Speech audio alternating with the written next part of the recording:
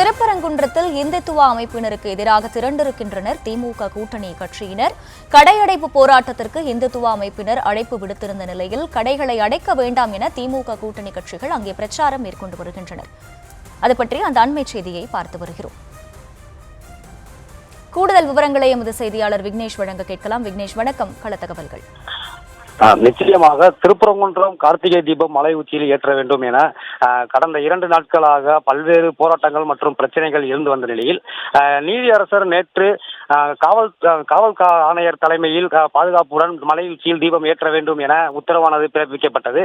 இந்த நிலையில் இந்த வழக்கை தொடர்ந்த ராமரவிக்குமார் அழைத்து மலை வரையில் சென்ற காவல்துறையினர் அங்கு தடுத்து நிறுத்தி மலை மேல் தீபம் ஏற்ற அனுமதிக்க முடியாது, நாங்கள் மேல் முறையீடு செய்ய உள்ளோம் என கூறி திருப்பி அனுப்பி வைத்தனர்.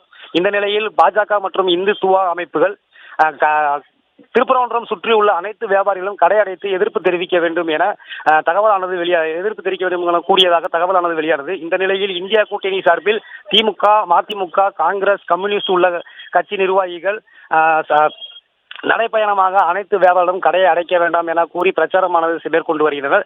தொடர்ந்து 3வது நாளாக மலைக்கு செல்லக்கூடிய அந்த தெருக்களை அடைத்து வைத்து காவல்துறையினர் பாதுகாப்பில் ஈடுபட்டு வருவதால் பொதுமக்கள் அப்பகுதி பொதுமக்கள் வெளியே செல்ல முடியாமலும் பள்ளி குழந்தைகள் பள்ளிகளுக்கு அழைத்து செல்ல முடியாமல் தவித்து வருவதாகவும் கூறி அதனை உடனடியாக திறந்துவிட வேண்டும் என கோரிக்கைகளும் எழுந்து வந்தது.